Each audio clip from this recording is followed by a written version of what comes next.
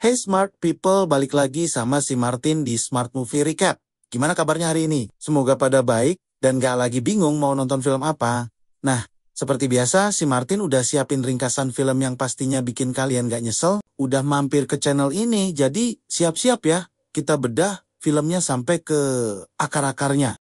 Scene dimulai di tahun 1347 di sebuah biara Italia yang lebih mirip tempat dugem terselubung. Suster Ginevra, si tukang gosip no wahid, mendapati Suster Fernanda absen apel pagi. Ternyata Fernanda muncul menyeret keledai yang katanya kabur. Ginevra curiga, masa iya keledai bisa buka gembok sendiri?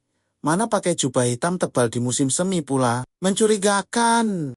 Siang itu, tukang bernama Lurko lewat dan menyapa para biarawati. Bukannya dibalas, dia malah diteriaki macam maling ayam. Alasannya, karena Lurko berani menatap mata mereka. Astaga, segitunya menjaga kesucian? Ibu Maria, kepala biara yang lebih mirip detektif, ikut interogasi Fernanda soal keledai yang hobi kabur kalau diasuh Fernanda. Plot twist!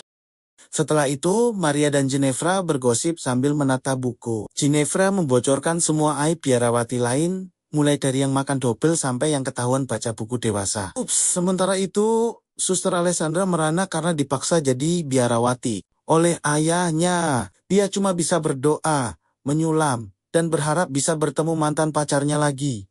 Dunia luar, nyaris nggak ada. Ayahnya pun cuma bisa dilihat dari balik tirai besi. Kasihan, kayak tahanan. Sore harinya, saat para biarawati jalan-jalan, Lurko sialnya ketemu lagi. Fernanda langsung teriak-teriak lagi, disusul Ginevra yang melempar lobak ke arahnya. Awalnya kaget, Alessandra ikutan teriak menghina dan merusak barang Lurko. Wah, pendamannya meledak. Lurko cuma bisa pasrah diludahi dan dicaci maki sebagai Yahudi. Ya ampun, kasihan amat nasibmu, Bang Lurko.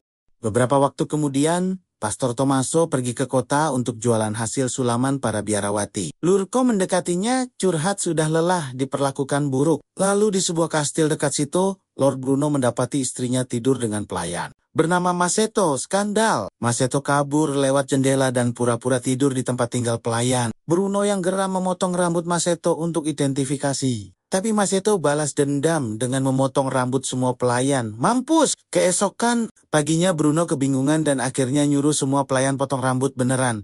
Kocak! Istri Bruno malah ngejar Masetto lagi, pengen lanjutin adegan ranjang. Masetto ogah, tapi dia maksa cium. Bruno lihat, langsung kirim penjaga buat habisin Masetto. Masetto kabur ke hutan dan ketemu Tommaso yang lagi mabuk berat, sambil menjatuhkan semua kain sulaman ke sungai. Parah! Masetto bantuin, jadi akhirnya Tommaso nawarin dia nginep. Malamnya Masetto curhat dosa-dosanya yang bikin Tommaso kaget setengah mati.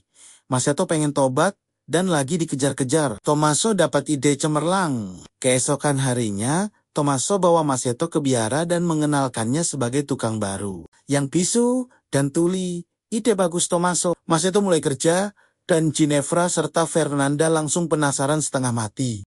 Alessandra nyuruh seorang novis nyapu, tapi Fernanda sengaja menghalangi sambil pura-pura nyapu juga. Drama saat Alessandra protes, Masetto muncul sambil senyum-senyum. Fernanda panik, ngira Masetto penyusup. Untungnya, Alessandra bawa Maria, yang langsung menjelaskan semuanya. Fernanda akhirnya teriak-teriak di telinga Masetto yang pura-pura budek, sementara Maria bilang sulaman Alessandra dicuri. Jadi, kerjaannya double. Alessandra terpaksa kerja bareng biarawati tua yang pendiam. Bikin dia makin frustrasi. Serba salah. Alessandra nggak sengaja merusak bingkai sulamannya, lalu minta tolong Masetto buat benerin. Ginevra dan Fernanda ngintip dari jauh, curiga Alessandra diem-diem ketemu cowok sambil benerin bingkai. Alessandra curhat colongan ke Masetto yang terpaksa pura-pura nggak dengar. Berat, Masetto. Sore harinya, giliran pengakuan dosa, Ginevra nervous, ngaku makan lobak tanpa izin dan punya pikiran kotor. Giliran Fernanda, dia niru pengakuan Ginevra. Tommaso marah karena Fernanda nguping dan bolos salat dengan alasan keledai. Tapi, Fernanda ngotot nggak punya dosa lain. Dasar tukang bohong. Malamnya, Fernanda bantuin temannya, Marta, nyelinap ke biara. Mereka nyolong anggur misa dan ngajak Alessandra mabuk-mabukan. Mereka heboh banget sampai Ginevra datang ngomel, tapi malah ikut dicekokin. Marta cerita soal enaknya punya cowok, termasuk pakai ramuan belladonna biar lebih hot. Waduh, Alessandra tepar, Fernanda dan Marta malah ciuman dan ngajak Ginevra ikutan. Ginevra nolak, jadi Fernanda membawanya ke kamarnya. hanya untuk akhirnya menghabiskan malam bersama. Besoknya, Alessandra kasih Masetto sapu tangan hasil sulamannya buat ngelap keringat. Dia juga bantuin Masetto berkebun sampai kepanasan dan lepas kerudung. Suasana jadi tegang. Lalu mereka tiba-tiba ciuman. Masetto dorong Alessandra ke tanah, siap melakukan hal yang lebih jauh. Tapi bel berbunyi, Alessandra panik dan kabur. Hampir saja. Fernanda lihat kuku Alessandra kotor. Terus, Ginevra dan Fernanda lagi nyuci. Ginevra coba bahas kejadian semalam tapi Fernanda membungkamnya. Alessandra datang nyuci kerudungnya, bikin yang lain curiga karena dia nggak pernah nyuci apapun. Dia ngaku bajunya kotor gara-gara Masetto. Fernanda yang cemburu pergi dengan alasan mau bersihin ruang bawah tanah.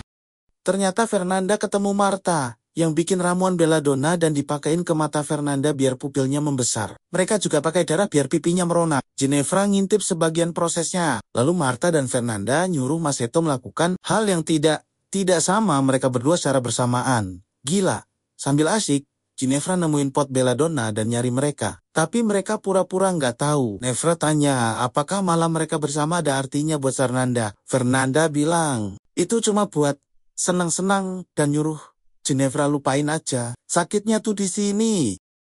Malamnya, Masetto bilang ke Tommaso kalau dia betah dan pengen lama di sana. Mereka tiba-tiba diganggu Maria, jadi Masetto langsung ngumpet, sementara Tommaso ngajak Maria jalan-jalan.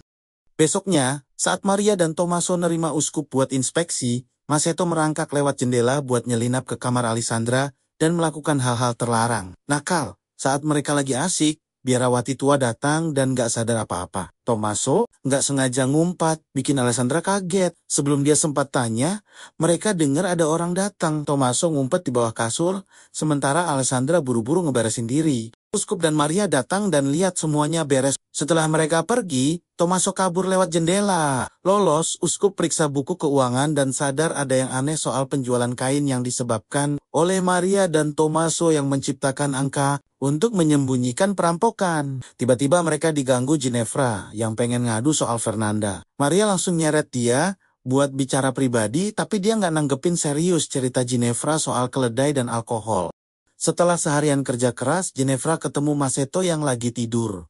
Godaan akhirnya menguasainya. Dia ngumpet di ruang bawah tanah buat bikin ramuan belladonna, tapi malah diminum karena dia nggak lihat jelas ritualnya. Terus dia pakai kebanyakan darah di pipinya dan lepas cadarnya, bikin dia kelihatan gila. Sementara itu, Alessandra ngomelin Masetto soal ucapannya, tapi mereka dengar ada orang datang, jadi Alessandra ngumpet sementara Masetto pura-pura tidur. Tiba-tiba Ginevra datang dan nyium Masetto, tapi langsung narik diri karena rasanya aneh. Berkat efek belladonna, Ginevra ngaku yang sebenarnya dia suka wanita dan dia keturunan Yahudi. Pengakuan dosa berjilid-jilid. Dia dengar seseorang bersenandung di luar dan halusinasi kalau itu malaikat, jadi dia buru-buru ngumpet di tempat yang sama dengan Alessandra. Terus Fernanda datang pakai baju hitam dan bawa pisau. Dia ngikat tangan Masetto dan nutup matanya sebelum membawanya pergi. Curiga, Alessandra dan Ginevra mulai ngikutin mereka. Akhirnya mereka tahu kebenaran di balik petualangan Fernanda. Ternyata dia seorang penyihir. Dia pergi ke hutan buat ketemu Marta dan penyihir lainnya. Mereka lagi nari-nari di sekitar api unggun nyaris tanpa busana dan Masetto dipersiapkan buat ritual kesuburan. Wow. Ginevra yang kepincut langsung ngelepas bajunya dan lari ikutan nari. Fernanda duduk di atas Masetto, siap mengorbankannya. Masetto akhirnya ngomong, minta ampun. Fernanda ngira mereka udah nyembuhin dia, tapi Marta malah ngebungkamnya dan nyiapin pisau. Saat itu tarian berhenti karena para penyihir nyadarin Ginevra yang mulai panik dan heboh karena masih di bawah pengaruh belladonna. Marta coba ngentiin dia, tapi Ginevra nyerang Marta sampai mereka jatuh bergumul. Alessandra ngambil kesempatan itu buat ngentiin Fernanda dan ngelepasin Masetto. Lalu para biarawati nuntut penjelasan atas kebohongannya. Tapi mereka terganggu saat Ginevra kabur naik keledai. Beberapa saat kemudian, Ginevra balik ke biara dan mulai teriak-teriak sambil ngetok semua pintu buat bangunin semua orang. Uskup nemuin dia duluan dan Ginevra mulai nyeritain semua yang dia lihat sementara Uskup coba nenangin dia. Saat itu seluruh rombongan datang dan mulai ngadu. Bikin pertengkaran heboh yang baru berhenti saat Uskup tahu kalau Ginevra keturunan Yahudi. Astaga. Bingung dan frustrasi, Uskup nyamperin Maria yang keluar dari kamarnya dengan celana pria di kepalanya. double astaga. Tiba-tiba Masato mulai ngomong dan semua orang kaget. Tommaso keluar dari kamar Maria dan mengumumkan kalau itu sebuah keajaiban. Triple astaga.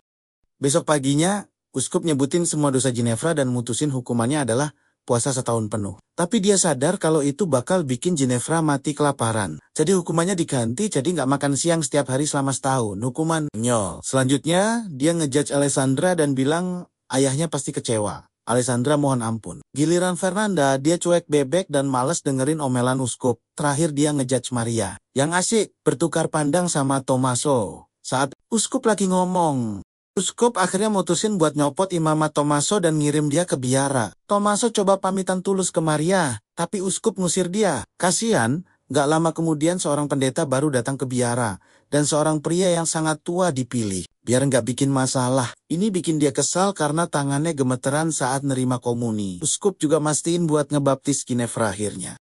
Lalu para biarawati saling minta maaf dan bertanya-tanya apa yang bakal terjadi sama Masato. Sementara itu Masato udah dikirimin balik ke Bruno, yang udah nyerahin istrinya yang selingkuh dan nikah lagi. Bruno nahan Masato di sel, jelasin kalau daripada dieksekusi, dia bakal dibiarin hidup biar dia menderita selama mungkin. Sadis, setelah Bruno pergi, Masato coba ngerayu para penjaga buat ngelepasin dia, tapi mereka cuma ngetawain dia.